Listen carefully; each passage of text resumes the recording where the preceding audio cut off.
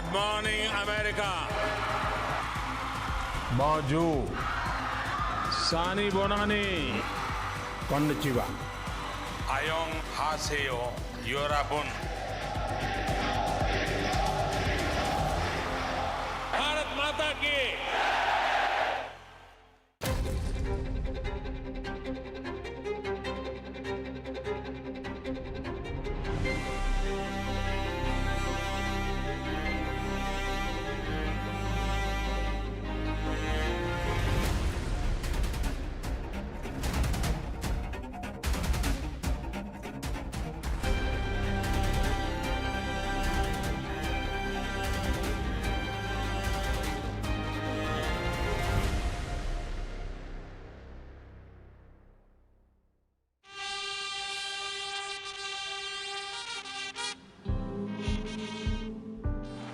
मैं नरेंद्र दामोदर दास मोदी 26 मई 2014 पड़ोसी देशों के शासनाध्यक्षों की मौजूदगी में प्रधानमंत्री के तौर पर शपथ लेकर नरेंद्र मोदी ने अपनी विदेश नीति का पहला संकेत दिया था। जल्द ही जब उनके पहले विदेश दौरे की घोषणा हुई तो संकेत और साफ हो गया। मोदी विदेश नीति के मामले में नया मंत्र दे रहे थे, पड़ोसी पहले, नेबर्स फर्स्ट। 15 जून 2014 नरेंद्र मोदी भूटान के पारो एयरपोर्ट पहुंचे। पारो से राजधानी थिम्पू की यात्रा सड़क मार्ग से तय की।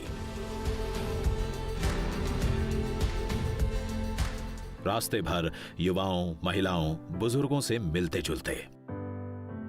मैंने पहली बार देखा कि भारत के प्रधानमंत्री गाड़ी रोककर सब लोगों से मिल रहे हैं।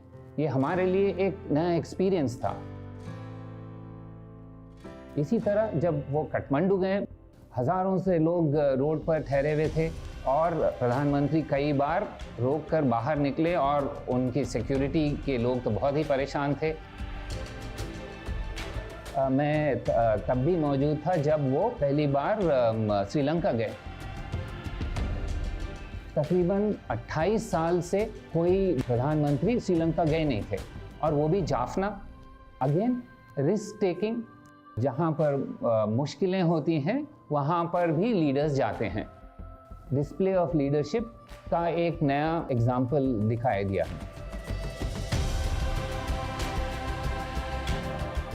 25 दिसंबर 2015 को भारत ही नहीं, दुनिया भी ये देखकर अवाक रह गई।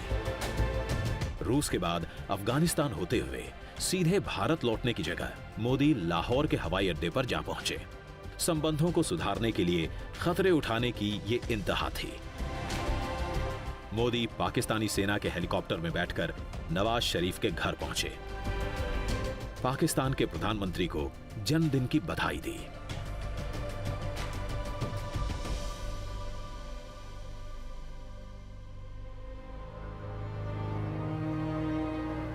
लेकिन पाकिस्तान अपनी हरकतों से बाज नहीं आया। उरी के बाद पुलवामा की घटना को अंजाम दिया। मोदी ने सर्जिकल स्ट्राइक से आगे जाकर एयर स्ट्राइक का रास्ता अख्तियार किया।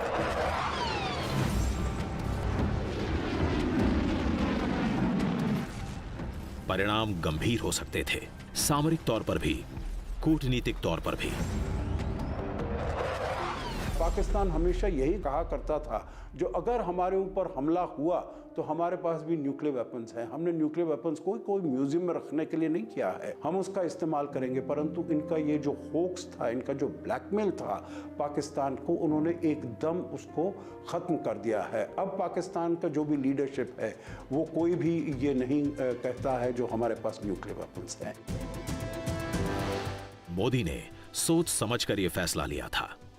ये एक एप्रोप्रिएट रिस्पॉन्स है, ये इंटरनेशनल लॉ के अंडर एडमिसिबल है। तो इसलिए ना वो बात उठी सिक्योरिटी काउंसिल और यूएन में, ना इसके बारे में किसी ने उठाया। दे प्रूव्ड कि it was a successful diplomatic response. Pakistan के साथ मोदी ने जैसी नरमी और सख्ती दिखाई, वैसा ही चीन के मामले में भी रहा। चीन के साथ संबंध सुधारने और सीमा विवाद हल करने के लिए मोदी ने अपने गृह राज्य गुजरात में चीन के राष्ट्रपति शी जिनपिंग का स्वागत किया। पर चीन कहां बदलने वाला था। डोकलाम से लेकर लद्दाख तक भारत के मिजाज को परखने की कोशिश की, सीमा पर तनाव पैदा कर, घुसपैठ की कोशिश कर।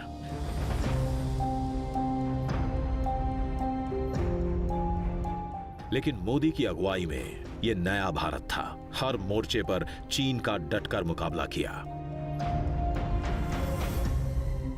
Post 2014, we've been far more vocal in our actions. We may not have been very expansive in the words we have used, but in the posture, in pushing back, in preventing Chinese construction activities on the Bhutan border, in responding to them in equal measure in Galwan Valley, in building up and putting our troops in a highly aggressive stance against them on the Himalayas, are all signs of India now being more clear-eyed about the danger China poses.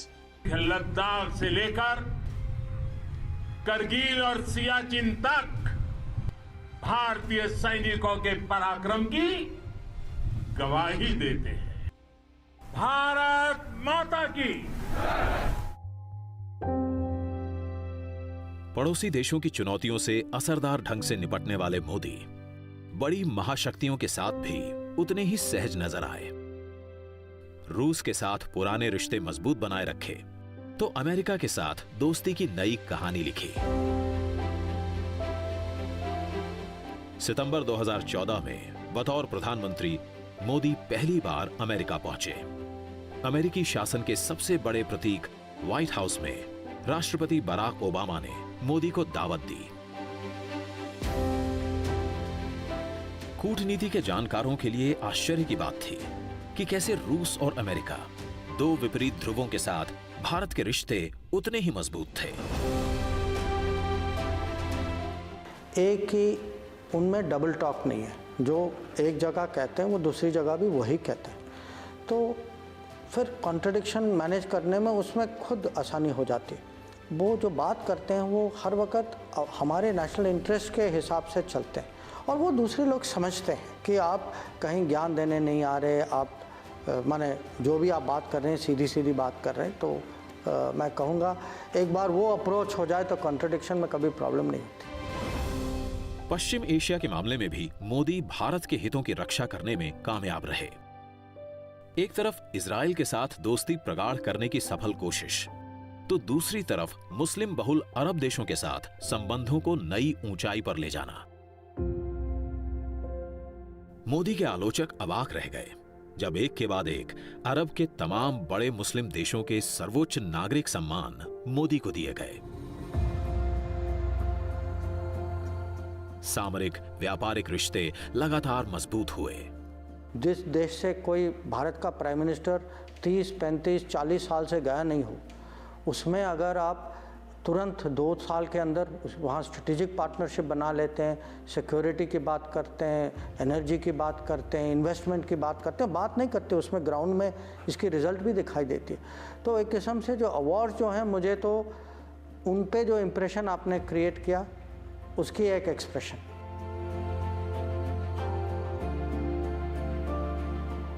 Bharat की सामरिक आर्थिक जरूरतों के हिसाब से द्विपक्षीय संबंध मजबूत करने में लगे मोदी अंतर्राष्ट्रीय मंचों पर भी कई प्रमुख मुद्दों पर अगुवाई लेते दिखे। मामला चाहे जलवायु परिवर्तन का हो, अंतर्राष्ट्रीय सोलर अलायंस का हो या फिर कार्बन फुटप्रिंट कम करने का, मोदी ने बहुराष्ट्रीय मंचों पर अगुवाई ली। Will be pleased to host this initiative at the premises of our National Institute of Solar Energy. ये नया भारत था जो अंतर्राष्ट्रीय मंचों पर नई पहल का विरोध करने वाला नहीं, उसको आगे बढ़कर ले जाने वाला था। 2014 में ब्रिस्बेन गए थे हम। श्री नरेंद्र मोदी ने खुद एक प्रस्ताव दिया था करप्शन पर, जो फिर G20 का प्रस्ताव बन गया। तो करप्शन एक इशू था, दूसरा इशू था आतंकवाद। अमेरिका के जो हैं क्लाइमेट जार कहा जाते हैं जॉन केरी, जो पहले सेनेटर रह चुके हैं और वो पहले उनके विदेश मंत्री भी रह चुके हैं, उन्होंने भारत को बहुत ही प्रशंसा किया। उन्होंने कहा कि क्लाइमेट चेंज को टैकल करने के लिए भारत ने अभी ग्लोबल लीडरशिप ले रहा है और डेमोन्स्ट्रेट कर रहा है कि हम अर्थनैतिक व्यवस्था भी आगे बढ़ सकते हैं और कार्बन फुटप्रिंट भी कमा सकते हैं। तो ऐसे बहुत सारे उदाहरण हैं, इसके वजह से मोदी जी के नेतृत्व में भारत का जो चित्र है इंटरनेशनली, इसमें टोटल परिवर्तन हो चुका है। मोदी विदेश नीति के मामले में नए प्रयोग करने से हिचके नहीं। राष्ट्राध्यक्षों, शासनाध्यक्षों के साथ ही उद्योग जगत, खेल खिलाड़ी, युवा सभी को अपने साथ जोड़ने की कोशिश की। जनता को एक दूसरे के करीब लाने की कोशिश थी ये। तो वो जब ऑस्ट्रेलिया जाने के बारे में बातचीत हुई उनके साथ, तो कुछ कोई और लोग भी थे, तो उन्होंने कहा मुझे कि ये बताओ कि ठीक है ये बातचीत तो हो गई डिप्लोमेसी के बारे में, लेकिन ऑस्ट्रेलियन आवाम क्या पसंद करते हैं। तो हमने कहा कि साहब वो हमारे जैसे क्रिकेट के नशे में हैं। तो उन्होंने कहा क्या कि एक मेलबर्न, जहाँ दुनिया में सबसे बड़ा क्रिकेट ग्राउंड है, कि वहाँ एक फंक्शन रखें जहाँ वो भारत की टीम के गावस्कर, कपिल देव जैसे लोग यहाँ से ले जाएं और वहाँ उस तरह की मिलाप हो पब्लिक के सामने।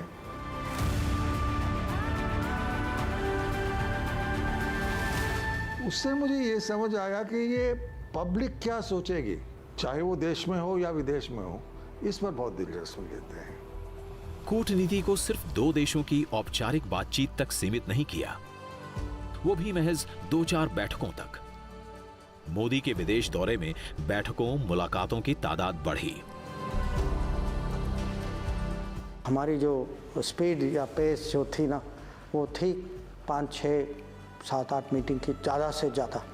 अब वहाँ से जब हम गए 10, 12, 15 मीटिंग एक दिन में, तो आप ही समझिए कि एक किस्म से आप T20 के स्पीड में टेस्ट मैच खेल रहे हैं।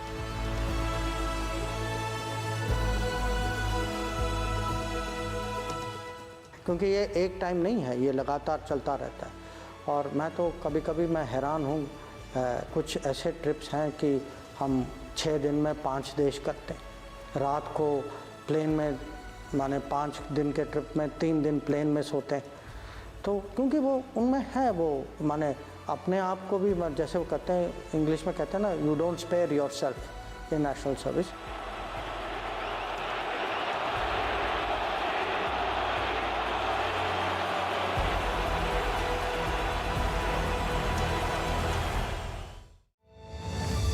मोदी अंतर्राष्ट्रीय मंच पर तेजी से अपनी जगह मजबूत कर रहे थे, वैश्विक लोकप्रियता बटोर रहे थे। लेकिन सबके मन में सवाल ये कि आखिर जो व्यक्ति पीएम बनने से पहले कभी केंद्र में मंत्री तक ना रहा हो, अंतर्राष्ट्रीय मामलों की इतनी गहरी समझ कैसे रखता है, इतना सफल कैसे है।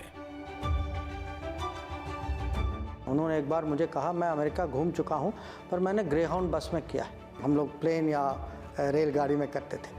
तो बहुत उनकी ट्रैवल्स आप देखिए, जगह जगह गए। कहीं वो कभी अब साउथ अमेरिका की बात करते हैं तो उसकी वो कहते हैं हाँ जब मैं उस साल जब मैं गया था। तो एक तो उनको बहुत जीवन का एक्सपीरियंस, और दूसरा जो आप कह रहे हैं क्योंकि वो पहले सरकार में नहीं थे तो एक किस्म से फ्रेश थिंकिंग है। तो वो एक्सपीरियंस और ये फ्रेश थिंकिंग को अगर आप साथ जोड़ें तो मुझे लगता है कि आज की जो विदेश नीति जो है आप समझ पाएंगे।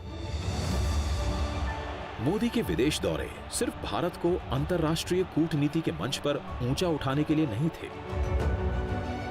मोदी ने विदेश प्रवास के दौरान अप्रवासी भारतीयों के आत्मविश्वास को बढ़ाया। मैंने कहा जिसको हिंदुस्तान वापस आना है जल्दी आइए, देर मत कीजिए। तब मुझे पता नहीं था कि ये दायित्व तो मेरे जिम्मे आने वाला है, लेकिन अब यहां रहने वाला हर व्यक्ति कितने ही सालों से अमेरिका में बसा हो, अब उसको भी लगने लगा है एक पैर तो हिंदुस्तान में रखना ही चाहिए। बल्कि में एक साधारणतः वर्कर क्लास है, कंस्ट्रक्शन में है और कई जगह काम करने वाले लोग हैं। अमेरिका में या कई सारे वेस्टर्न कंट्रीज में आईटी में जाने वाले लोग हैं। उसके पहले कई सारे डॉक्टर्स भी है, कई सारे देशों में अपने नर्सेज भी जाती है। तो ये सब लोग जो है वो आज मोदी जी के वजह से उनको उस देश में रिकॉग्निशन मिला है। वहाँ के देश के लोगों को भी ऐसा लग रहा है कि ये एक ऐसा फोर्स है कि जिनका ऐसी एक ताकत है कि जिनकी हमने पहचान करनी चाहिए। कौन भारतीय होगा जिसको इस बात का गर्व न हो कि आज ब्रिटिश पार्लियामेंट के सामने महात्मा गांधी खड़े हो? इससे बड़ा गर्व क्या हो? विदेश में बसे भारतीयों का मान सम्मान बढ़ाने में लगे मोदी की कूटनीति का महत्वपूर्ण हिस्सा रहा भारतीय संस्कृति और इसके बड़े प्रतीक चिन्ह। चाहे अंतर्राष्ट्रीय मंचों पर हिंदी का इस्तेमाल हो या भारत की हजारों वर्ष पुरानी विरासत से दुनिया का परिचय कराना हो। पीएम के तौर पर संयुक्त राष्ट्र की पहली ही बैठक में शामिल होते हुए मोदी ने इसकी शुरुआत की। 21 जून को अंतर्राष्ट्रीय योग दिवस के तौर पर पूरी दुनिया में मनाने का प्रस्ताव रखा। योग हमारी पुरातन पारंपरिक अमूल्य देन है। आइए हम एक अंतर्राष्ट्रीय योग दिवस को आरंभ करने की दिशा में कार्य करें। रिकॉर्ड समय में मोदी का यह प्रस्ताव मान लिया गया। पूरी दुनिया में योग को औपचारिक मान्यता मिल गई। दुनिया जो है भारत को जानना चाहती है। दुनिया समझती है कि हमारी एक पर्सनालिटी है, हमारी एक कल्चर है, ट्रेडिशन है, सिविलाइजेशन है। तो भारत का प्राइम मिनिस्टर जो है उसको वर्ल्ड स्टेज में अगर ये एक्सप्रेस ना करें तो फिर बात नहीं बनती। हम तो मैं कहूँगा जो भाषा से ज़्यादा वो टोटल पैकेज जो है, जिस तरीके से वो अपने आप को कैरी करते हैं, जैसे वो दुनिया की ग्लोबल एजेंडा पे उनका प्रभाव होता है। जैसे आपने देखा पेरिस में क्या हुआ। आपत्ति को अवसर में बदलना प्रधानमंत्री मोदी को भली भांति आता है। मोदी को यह मौका कोविड के विश्वव्यापी प्रकोप ने दिया। भारत को इस संकट से निकालने में लगे मोदी ने वैश्विक मंच पर भारत की वसुधैव कुटुंबकम की सोच को व्यावहारिक तौर पर पूरी ताकत से सामने रखा। चाहे दुनिया के ज्यादातर देशों को दवा की सप्लाई करनी हो या वेंटिलेटर्स की या फिर टीके की, मोदी ने भारत के दरवाजे सबके लिए खोल दिए। वैक्सीन मैत्री मिशन के तहत दुनिया के तमाम देशों को कोविड से बचाव करने वाले टीकों की सप्लाई की। We know that it will be a long time before the entire humanity can be vaccinated.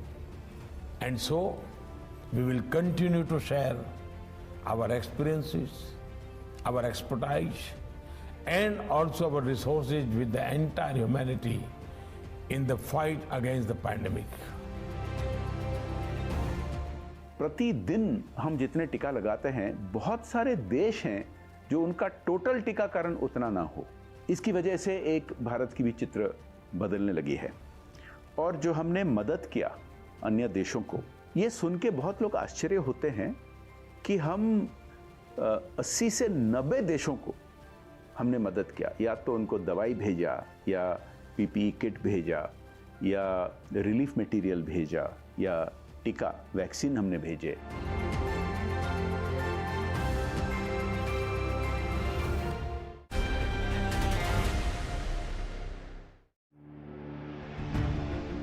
दुनिया जब चीन से फैले कोविड के भयावह दौर से गुजर रही थी, चीन अपने विस्तारवादी एजेंडा को आगे बढ़ाने में लगा था।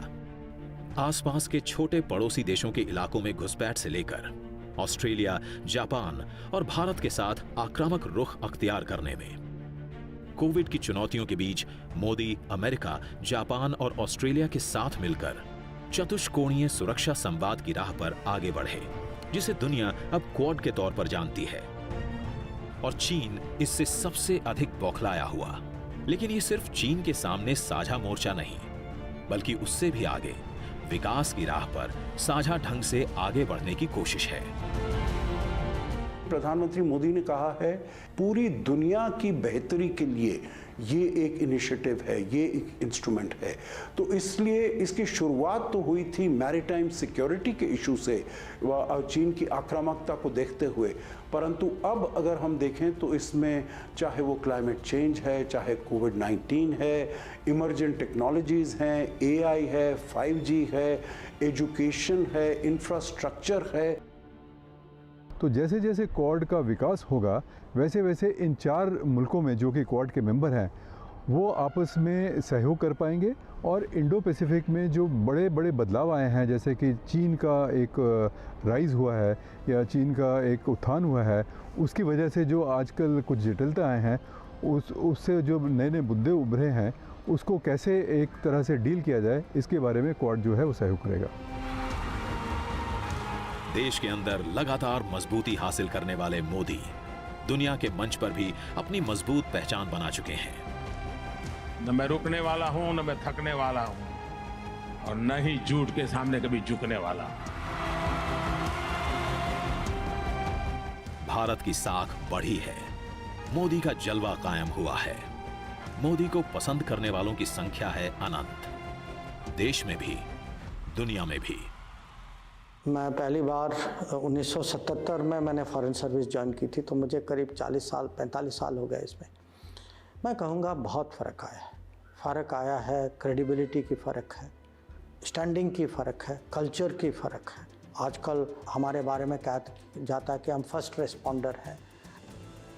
विश्व गुरु बनने के लिए जो भारत का एक भूमिका था सदियों से पहले, और ये कॉलोनियल टाइम्स में इसको हम भूल गए थे, इसको कैसे हम रीडिस्कवर करें, इसको मोदी जी ने बहुत अच्छी तरह से कम्युनिकेट कर चुके हैं। अनिकेत, अविरल, अजीत, अडिग या फिर 125 करोड़ से अधिक आबादी वाले राष्ट्र का प्रतिनिधि जिसकी देश दुनिया में सिद्धियां हैं अनंत। मोदी को विश्व समुदाय अलग अलग रूप में पहचानता है, लेकिन खुद मोदी 125 करोड़ देशवासी, ये इतिहास की अमर कथा है। उन 125 करोड़ देशवासियों में एक मोदी होगा, उससे ज्यादा कुछ नहीं हो। ऐसी ही मोदी की पहचान हो, वो 125 करोड़ में खो गया हो, 125 करोड़ में लिप्त हो गया हो, इतिहास के किसी पन्ने पर नजर ना आता हो। अगर ऐसी जिंदगी जी करके जाऊं, अपने आप को पूरी तरह खपा दूं, आहुत कर दूं, तो उससे बड़ा जीवन का आनंद क्या होगा? यही खुशी होगी।